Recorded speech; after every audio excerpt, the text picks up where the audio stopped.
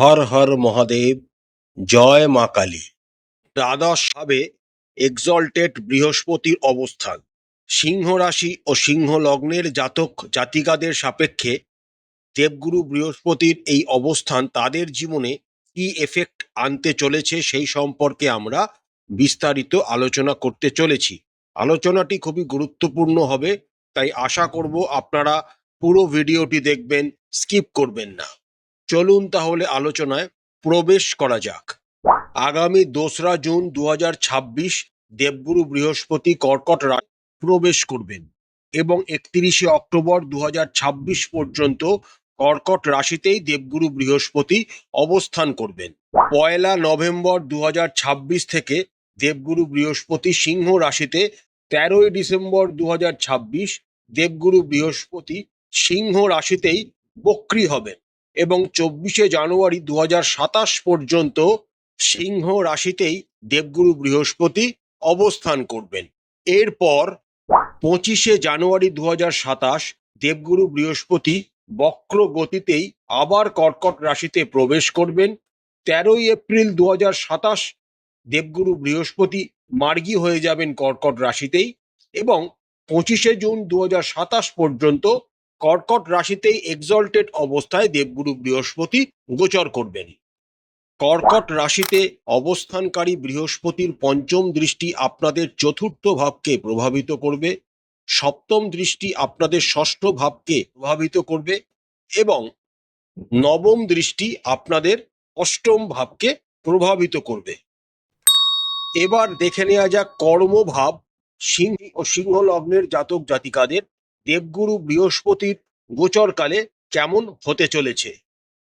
দেবগুরু বৃহস্পতি আপনাদের রাশি ও লগ্নের সাপেক্ষে চতুর্থ এবং অষ্টম ভাবের অধিপতি। অষ্টম ভাবের অধিপতি দেবগুরু বৃহস্পতি দ্বাদশ ভাবে এক্সল্টেড অবস্থায় আগামী 5 মাস অবস্থান করবেন, অর্থাৎ রাজযোগ কিন্তু তৈরি হবে। এর ফলে যে সমস্ত সিংহ রাশি ও সিংহ লগ্নের জাতক জাতিকারা নিজেদের জন্মস্থান থেকে দূরে কোনো জায়গায় কর্মরত রয়েছেন, তাদের জন্য কিন্তু সময়টা যথেষ্ট ভালো। তাদের এই সময়কালে পদোন্নতি, স্যালারি ইনক্রিজ, পে ইনক্রিজ, বিভিন্ন রকম সুযোগ সুবিধা বৃদ্ধি হওয়ার সম্ভাবনা কিন্তু দেখা যাচ্ছে। তবে যখনই দেবগুরু বৃহস্পতি অক্টোবর মাসের পর অর্থাৎ 1 নভেম্বর থেকে আপনাদের রাশিতে গোচর করতে শুরু করবেন, তখন যারা কর্মজীবনের সাথে যুক্ত রয়েছেন, কোনো প্রশাসনিক পদে যুক্ত রয়েছেন, তাদের জন্য সময়টা আবার অনুকূল হয়ে উঠবে। সে তারা জন্মস্থানে দূরেই কাজ করুক বা জন্মস্থানে থেকেই কাজ করুক, তাদের জন্য কিন্তু সময়টা অল ওভার খুব ভালো হওয়ার সম্ভাবনা শুরু হয়ে যাবে। তার ওপর নভেম্বরের 1 তারিখ থেকে ডিসেম্বর মাসের 5 তারিখ পর্যন্ত দেবগুরু বৃহস্পতির ও কেতুর গুরু শিষ্য যোগ আপনাদের রাশির ওপর ঘটবে। এর ফলে আপনারা কোনো ভালো গুরু প্রাপ্ত হতে পারেন, যা আপনাদের মার্গদর্শক বা আপনাদের পথপ্রদর্শক হয়ে উঠবে এবং ভবিষ্যতে আপনাদের অনেক ক্ষেত্রে সেই পথ নির্দেশিকা কাজে আসবে। যে সমস্ত সিংহ রাশি ও সিংহ লগ্নের জাতক জাতিকারা ব্যবসায় যুক্ত রয়েছেন, তাদের কিন্তু প্রথম 5 মাস একটু ধীর গতিতেই চলবে। আপনাদের রাশি ও লগ্নের সাপেক্ষে অষ্টম ভাবে শনি মহারাজ অবস্থান করবেন পুরো বছরটা জুড়েই। তা জুন মাস থেকে দ্বাদশ ভাবে বৃহস্পতি সঞ্চার যখনই হয়ে যাবে, তখন কিন্তু আপনাদের ব্যয় বৃদ্ধি হওয়ার একটা সম্ভাবনা দেখা যাচ্ছে। সেটা আপনারা ব্যবসা এক্সপানশন করার জন্য ইনভেস্টমেন্ট হতে পারে বা ব্যবসাকে নতুন করে রিনোভেট করার জন্য ইনভেস্টমেন্ট হতে পারে। তাই প্রথম 5 মাস কিন্তু আপনাদের একটু সাবধানতা অবলম্বন করতে হবে, ব্যয় কিন্তু বৃদ্ধি পাবে। তবে যে সমস্ত সিংহ রাশি ও সিংহ লগ্ন জাতিকারা ইম্পোর্ট এক্সপোর্ট ব্যবসার সাথে যুক্ত রয়েছেন, কোনো রকম বৈদেশিক মুদ্রা লাভ হয় এমন কোনো ব্যবসার সাথে যুক্ত রয়েছেন, তাদের জন্য সময়টা কিন্তু যথেষ্ট অনুকূল। দেবগুরু বৃহস্পতি যখনই আপনাদের রাশিতে গোচর করে যাবেন, সঙ্গে সঙ্গে আপনাদের ব্যবসার উন্নতি ঘটতে শুরু করবে। এবার আসা যাক অর্থনৈতিক দিকটা। আমাদের রাশির সাপেক্ষে দেবগুরু বৃহস্পতি দ্বাদশ ভাবে অবস্থান করবেন। তিনি অষ্টম ভাবের অধিপতি হয়ে দ্বাদশ ভাবে অবস্থান করার জন্য বিপরীত রাজযোগের সৃষ্টি হবে, অর্থাৎ আপনারা উত্তরাধিকার সূত্রে কোনো রকম সম্পত্তি ক্রয় করতে পারেন বা পেতে পারেন। বা কোনো রকম গুপ্ত সম্পদ এই সময় আপনাদের লাভ হতে পারে। কিন্তু দ্বাদশ ভাবে বৃহস্পতি আপনাদের প্রচুর ব্যয়ও কিন্তু করাবে, কিন্তু সেই ব্যয়গুলি বিশেষত হবে কোনো রকম ধর্মীয় অনুষ্ঠানে, কোনো রকম মাঙ্গলিক অনুষ্ঠানে। তাই আপনারা এই সময় আপনাদের ঘর বাড়ি রং করা, ঘর বাড়ি রেনোভেট করার জন্য অর্থ ব্যয় করতে পারেন। এছাড়া সমাজ সেবামূলক কর্মেও আপনাদের কিন্তু অর্থ ব্যয় হবে। যারা শেয়ার মার্কেট, মিউচুয়াল ফান্ড ইত্যাদি লং টার্ম ইনভেস্টমেন্ট করতে চাইছেন, তারা অক্টোবর মাসের পর নভেম্বর মাস থেকে চেষ্টা করতে পারেন, সময়টা খুবই অনুকূল হবে। কারণ তখন আপনাদের রাশিতেই দেবগুরু বৃহস্পতি অবস্থান করবেন এবং তার পঞ্চম দৃষ্টি আপনাদের পঞ্চম ভাবকে প্রভাবিত করবে। ফলস্বরূপ এই সময় আপনারা যদি বড় ধরনের কোনো অর্থনৈতিক ইনভেস্টমেন্ট করতে চান বা নতুন ব্যবসা শুরু করতে চান, সেটা করতে পারেন, যথেষ্ট অনুকূল সময়।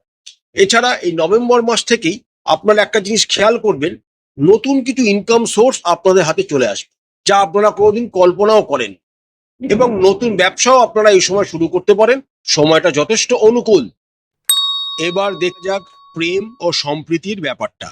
আপনাদের রাশি ও লগ্নের সাপেক্ষে দেবগুরু বৃহস্পতি হলেন পঞ্চম ভাবের অধিপতি। এই পঞ্চম ভাবের অধিপতি দ্বাদশ ভাবে অবস্থান করার জন্য যে সমস্ত জাতক ও জাতিকারা লং ডিস্টেন্স রিলেশনশিপের মধ্যে রয়েছেন, তাদের জন্য সময়টা কিন্তু যথেষ্ট ভালো। তবে সেটাকে বিবাহে রূপান্তরিত করতে আপনাদের আরো কিছুদিন ওয়েট করতে হবে।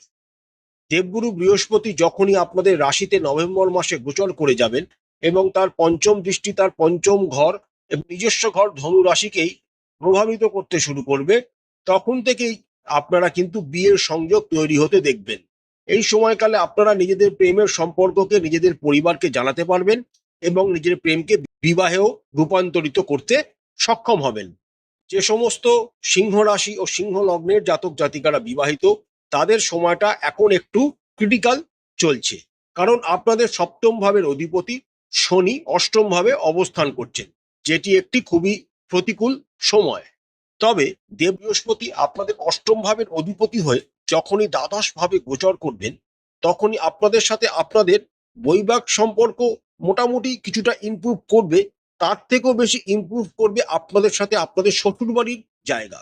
শ্বশুরবাড়ি অষ্টম ঘর থেকে বিচার করা হয়, তাই শ্বশুরবাড়ির অধিপতি বৃহস্পতি যখন দ্বাদশ ভাবে গোচর করবেন, তখন কিন্তু শ্বশুরবাড়ির দিকটা আপনাদের দিকে আবার আসতে শুরু করবে। শ্বশুরবাড়ি থেকে বিভিন্ন রকম উপঢৌকন, কোনো রকম লাভ এই সময় আপনারা পেতে পারেন। শ্বশুরবাড়ির কোনো আত্মীয় স্বজন বা শ্বশুর শাশুড়ি আপনাদের সাথে কোনো দূর ভ্রমণে যেতে পারে, যার ফলে আপনাদের দাম্পত্য জীবন আবার ধীরে ধীরে ভালো হয়ে ওঠার সম্ভাবনা কিন্তু দেখা যাচ্ছে।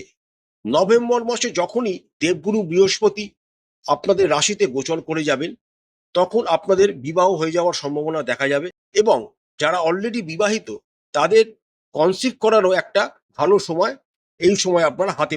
এছাড়া পরিবারে নতুন সদস্যের আগমন, নতুন সন্তানের জন্ম হওয়া আপনাদের সময় এই সময় কিন্তু হওয়ার প্রবল সম্ভাবনা দেখা যাচ্ছে। এবার আসা যাক পারিবারিক দিকটা। আপনাদের রাশির সাপেক্ষে দেবগুরু বৃহস্পতি দ্বাদশ ভাবে অবস্থান করে তার পঞ্চম দৃষ্টি আপনাদের চতুর্থ প্রভাবিত করবে। ফলস্বরূপ পারিবারিক জীবন নিয়ে আপনাদের কিন্তু অতটা কোনো চিন্তার কারণ হবে না, বরঞ্চ পারিবারিক জীবন ধীরে ধীরে আরো ভালো হতে শুরু করবে। পরিবারে মাঙ্গলিক অনুষ্ঠান, শুভ অনুষ্ঠান, পরিবারের সদস্যদের বৃদ্ধি হওয়ার সম্ভাবনা ইত্যাদি হতে কিন্তু দেখতে পাবেন আপনারা। আপনাদের যাদের মা কোনো শরীর স্বাস্থ্যের অবনতি হওয়ার আগে হয়েছে বা অতীতের কোনো সমস্যা যদি আপনাদের মায়ের কারুর থেকে থাকে, তাহলে সেখান থেকে তারা পরিত্রাণ পাবে, কারণ দেবগুরু বৃহস্পতির পঞ্চম দৃষ্টি আপনাদের চতুর্থ ভাবকে প্রভাবিত করবে। নভেম্বর মাসের পর সময়টা আরো ভালো হবে, কারণ রাশিতেই তখন বৃহস্পতি গোচর করবেন। তখন আপনাদের পিতার তরফ থেকে আপনারা বিভিন্ন রকম সুবিধা পাবেন এবং পিতার শরীর স্বাস্থ্যেরও উন্নতি ঘটবে।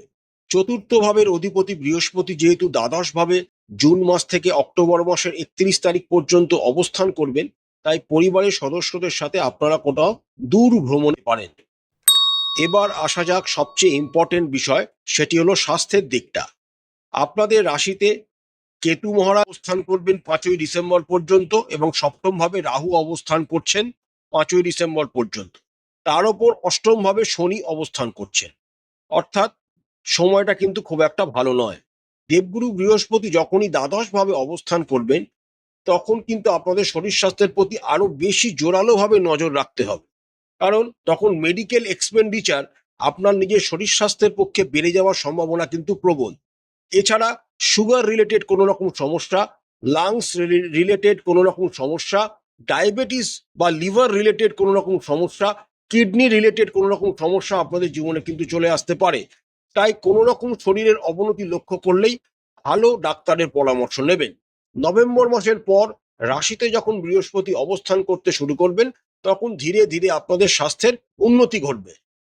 পরামর্শ এবং প্রতিকার: আপনারা যা অর্থ রোজগার করবেন, চেষ্টা করবেন এই সময়কালে কোনো রকম বৃদ্ধাশ্রম বা কোনো চিকিৎসালয়ে কিছু অর্থ দান করার। এতে আপনাদের জীবনের অনেক বাধা বিঘ্ন কেটে যাবে। প্রতিকার স্বরূপ আপনারা দেবগুরু বৃহস্পতির বীজ মন্ত্র প্রতিদিন 108 বার করে জপ করবেন। তার সাথে রাশি ও লগ্নাধিপতি রবির বীজ মন্ত্র প্রতিদিন 108 বার করে জপ করবেন। আদিত্য হৃদয় স্তোত্রম প্রতিদিন পাঠ করবেন এবং সকালবেলা স্নান সেরে সূর্য দেবতাকে জল নিবেদন করবেন। এতে আপনাদের অনেক উন্নতি হবে। আশা করছি আজকের ভিডিও আপনাদের ভালো লেগেছে। দেবগুরু বৃহস্পতির কর্কট রাশিতে অবস্থানকালে আপনাদের সমস্ত মনস্কামনা পূর্ণ হোক। দেবগুরু বৃহস্পতির আশীর্বাদ আপনারা প্রাপ্ত হন। মা কালী আপনাদের মঙ্গল করুন। আপনাদের সমস্ত মনের ইচ্ছা ও মনস্কামনা মা কালী পূরণ করুন।